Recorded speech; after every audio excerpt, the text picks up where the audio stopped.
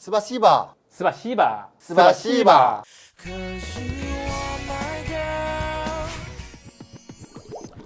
여러분들의 즐겁고 똑똑한 여행을 도와드리는 여행쇼 트래블 메이커. 자, 이번 주에 인사드리는 조 실장입니다. 안녕하십니까, 아트창입니다. 저희가 2020년을 맞이해서 한국인이 또 올해 이제 사랑할 것 같은 여행지 두 번째로 오늘 어디입니까? 그곳은 바로 빠밤 블라디보스톡. 네. 사실 러시아가 비자 때문에 가기가 되게 힘든 지역이었어요. 이게 비자를 받으려면 최소 일주일 정도 시간이 걸리고, 어이구. 그리고 이제 비자 자체가 저렴하게는 한 10만 원대부터 급행을 하게 되면 한 40만 원대까지 나오다 보니까 이게 배보다 배꼽이 더 큰 이런 상황이 되다 보니까 러시아 여행을 하는 게 사실은 되게 쉽지 않은 상황이었어요. 근데 2014년 1월 1일부터 이게 비자 면제 협정이 맺어집니다.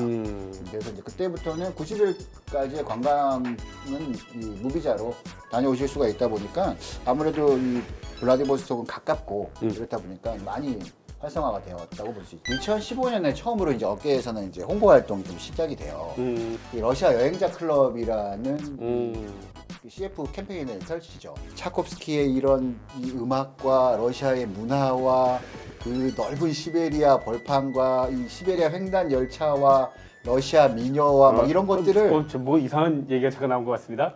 빠밤 그러니까 이런 것들 다 버무려 가지고 광고를 했었는데 이때 좀 반향이 컸고요. 이때 러시아를 좀 많이 찾게 됐었어요. 첫 번째 홈쇼핑 방송을 했던 게 19만 9천 원이었어요. 와, 그건 터졌겠다. 2시간 만에 만나는 유럽 19만 9천 원. 그래서 2박 3일 상품을 팔아갖고 이제 그게 터지면서 야, 짧게 갈 수 있으니까 2박 3일도 나오는군요. 그렇죠. 그러니까 블라디보스톡이 비행기로도 갈 수가 있지만은 이 DBS 페리가 동해에서 뜹니다. 아, 지금요? 네네. 페리를 타고 가면 예. 거의 하루 가지 않을까요? 24시간 걸려요. 근데 재밌는 거는 페리 안에 이제 또 클럽도 있고 노래방 시설도 있고 그런데 러시아 애들도 많이 타고 있고 그렇기 때문에 거기서 이제 만나가지고 저녁에 술 먹고 막 놀면서 서로 친해지고 그러면 이제 블라디보스톡 들어가면 이제 그 친구들이랑 같이 놀러 다니기도 하고 예, 뭐 막심이라고 해서 또 카카오 같은 되게 편하게 이동 가능하십니다. 일단 뭐 크게 걱정 안 하시고 다녀오셔도 될 것 같습니다. 네. 이 블라디보스톡의 매력은 무엇인가? 네. 이건 관광지 중심으로 한번 풀어보도록 하겠습니다.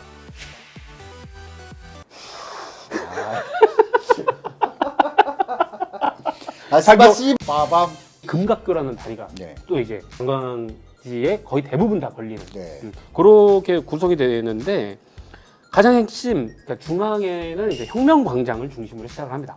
그 혁명광장을 중심으로 동서남북으로 이제 나뉘는데 거의 대부분 혁명광장 인근의 숙소를 잡으시는 게 좋습니다. 그래서 일단 서쪽으로 가보겠습니다. 서쪽은 해양공원이 있습니다. 바다. 근데 해양공원을 가는 길이 제일 유명하죠. 아르바트 거리라고 해가지고 그렇죠. 여기가 그러니까 예술가들이 영감을 얻기 위해서 가는 곳이다 라고 할 정도로 그 유럽식의 그 건물들과 그 아기자기한 카페 그 다음에 이제 벽에 그려놓은 뭐 그래피티 뭐 이런 그림들 우리나라로 치면 좀 저는 좀 인사동 예. 어쨌든 블라디보스톡에서는 가장 유명한 거리 그거를 지나면 이제 해양공원이 나옵니다. 그래서 해양공원이 거기가 또 이렇게 무슨 대관람차 이런 것도 좀 있어가지고 아기자기해 보이는데 겨울에 가면 춥다. 춥죠. 근데 춥지만 거기 가면 이제 연인들이 또 뜨거운 모습들을 많이 보실 수가 있기 때문에. 그렇죠. 그러니까 이 아르바트 거리에서 해양공원까지가 이제 젊은이들이 사랑을 나누는 데이트 장소. 이제 북쪽으로 가보겠습니다. 혁명광장을 중심으로 북쪽으로 가면 이제 이 유럽이다. 여기가 이거를 좀 느끼실 수 있어요. 포크롭스키 대성당. 러시아 정교 중에 이게 블라디보스톡에서 가장 큰 성당.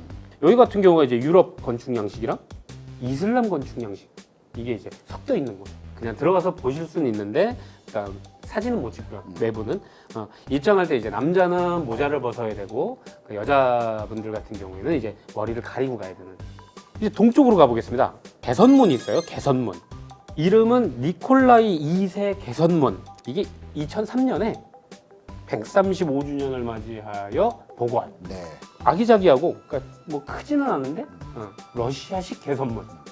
동쪽은 이 정도 돌았으면 야경을 보러 야경이지 야경. 예, 그렇죠. 해지면 야경이지. 네. 근데 야경은 그래도 좀 높은 데 가서 봐야 되잖아요. 그래서 여기가 독수리 전망대라고. 그러니까 그냥 걸어 올라가시기에는 조금 벅차시다. 그러면 푸니쿨라라고 해가지고 우리나라로 치면 이제 남산 케이블카 같은. 이게 항구다 보니까 다 내려다 보이는 거죠. 이 여기 독수리 요새 올라갔을 때 그때 이제 시내 정면을 쫙 잡고 이럴 수가 있었고 일단 그러니까 항구와 그다음에 이게 그 혁명관광 쪽이 쫙 내려다 보이는 네, 거. 브릿지도 이런 있고. 뷰는 뭐 여기밖에 없다라고 하니까 그렇게 하신 다음에 그다음에 이제 블라디보스톡이 가장 유명한 건 사실 이거죠. 빠밤 기차역. 그쵸. 음. 근데 이제 중앙역부터 시작해서 이제 시베리아 횡단 열차가 시작되는 네, 곳이기 그렇죠. 때문에 이게 이제 9,288km를 달려갖고 이제 모스크바까지 도착을 하는 횡단 열차고. 흔히들 이제 그렇게 딱 하고 났더니 이제 청춘 열차다. 네. 블라디보스토크 중앙역에서 열차를 타시면 평양도 가실 수가 있고 평양으로 가는 열차가 있습니다. 와. 하지만 우리 여권으로는 갈 수가 없네. 그 서울역에서 빨리 평양 가는 표를. 그러니까 그렇게만 뚫리면 정말 진짜. 서울역에서 유럽까지 가는 게 빨리 좀 가능하겠죠. 사실은 좀 갔으면 좋겠다. 하게 되면 또 진짜 각광받을 곳이 블라디보스톡이 아닐까 생각합니다. 구독과 좋아요 부탁드립니다. 요건 이제 네. 블라디보스톡 시내. 그렇죠. 시내 관광 네. 이제 하루 정도 시내 관광 하시고 또 하루는 이제 루스키 섬 들어가시는 이제 근교로 네네네. 보시면 되죠. 네, 루스키 섬 같은 경우가 들어가면은 이 섬 자체도 굉장히 아름다워. 이게 절벽 형태로 되어 있기 때문에 근데 루스키 섬의 또 재미난 거는 이제 이 러시아식 정통 바냐. 바냐가 보통 이제 그 한국의 이제 찜질방하고는 좀 다르게 이렇게 독채로 빌려주는 곳들이 사우나죠, 많습니다. 사우나. 사우나예요. 그리고 이제 안에서 뭐 먹을 것도 먹고 사우나도 하고 이런 건 한번 체험해 보시면 굉장히 좋을 것 같습니다.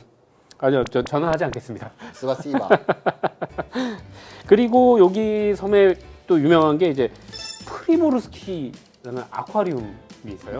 예. 네. 근데 이게 외관이 되게 독특합니다. 이 대왕조개 있잖아요. 네.